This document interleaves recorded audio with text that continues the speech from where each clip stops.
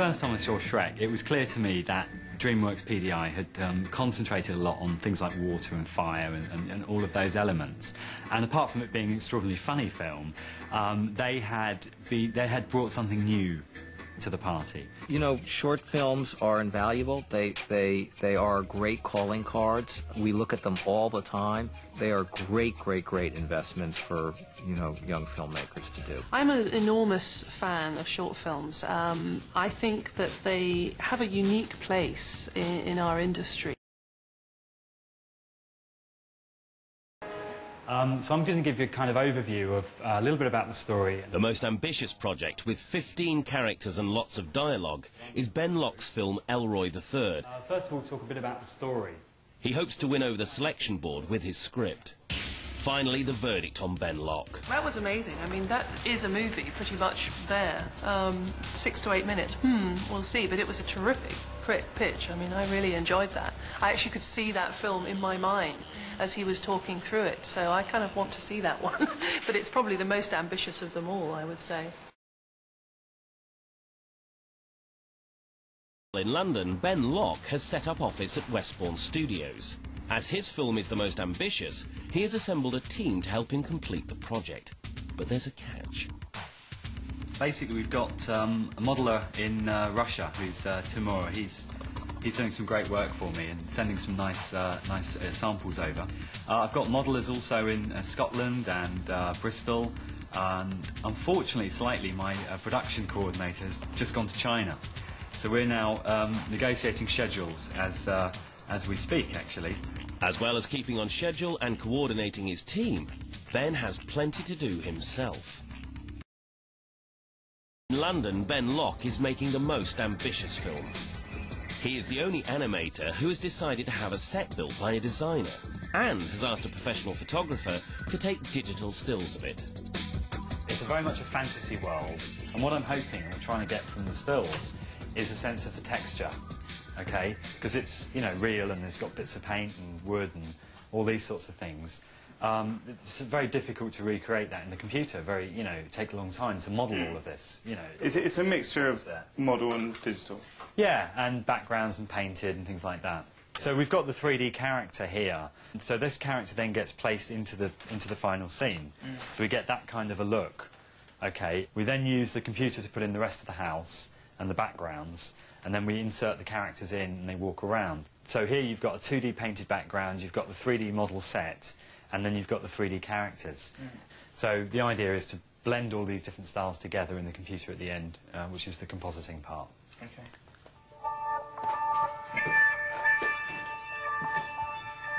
.6. The stills will form part of the background for his characters, the so-called back plates. Hi, it's very late. It's some ungodly hour in the morning. It was Easter weekend. I've missed that, unfortunately. But I have managed to get over 200 plates shot, the backgrounds of the film. Ben has decided to have real actors perform all the scenes of his animated film. This is a time-consuming process, which the other filmmakers are not even going to attempt. Well, I just had a really good day, actually. Been casting for the actors who are going to play parts in the film. The idea there is to film everything, so we've got great reference for the animators. It doesn't normally happen this way, so I'm quite keen to see what comes out of it.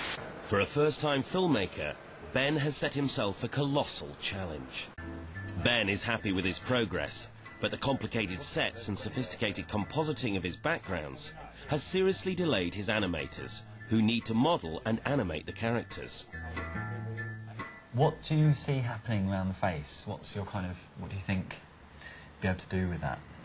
The main problem, I think, is going to be how we're going to animate them. Right. If we're going to use blend shapes, or we rather cut the geometry and then just basically animate it as if it was a string puppet or something. Right. I mean, it just really depends what style you're going for, really. Yeah.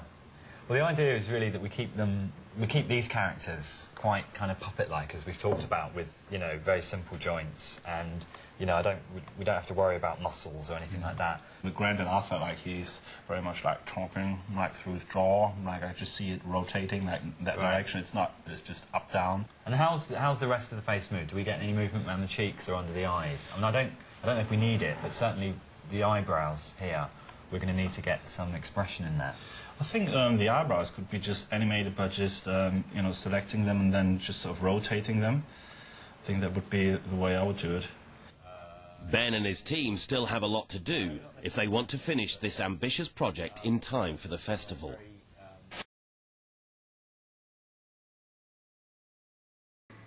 Ben is also trying to achieve something new in combining 2D and 3D elements in his film. Hello? This, coupled with the fact that his team is scattered all over the globe, has put him seriously behind schedule. We're going to have a look. Ben wants his film to look different, but this will take time, as he has to add a background to each photograph and then superimpose each of his 3D characters. Well, this is the really exciting part. This is when we get things into the computer and start putting together all the different elements to make those final shots. So here I'm working on background plates and taking those shots from downstairs in the studio. We've done all the keying and the matting, and now I'm actually blending different elements together to create that final look. These will then go to the animators, who can then see exactly where their characters need to go and how they need to move. It's not just making a film. It's keeping track of a team, keeping track of a schedule and a budget, which is all very difficult. And then the next part is the creative element, where you're really just concentrating on the story, the look of the film, the way the characters are moving. Every single element needs to be thought about. Grandpa's like a proper family. I'm really pleased with the response of what we showed here at the festival, and people have come up and said it looks really interesting, looks really exciting, can't wait to see the film. And that's really the best thing you can hear. Then Yellow picked up a potato head brother and took him to Grandpa.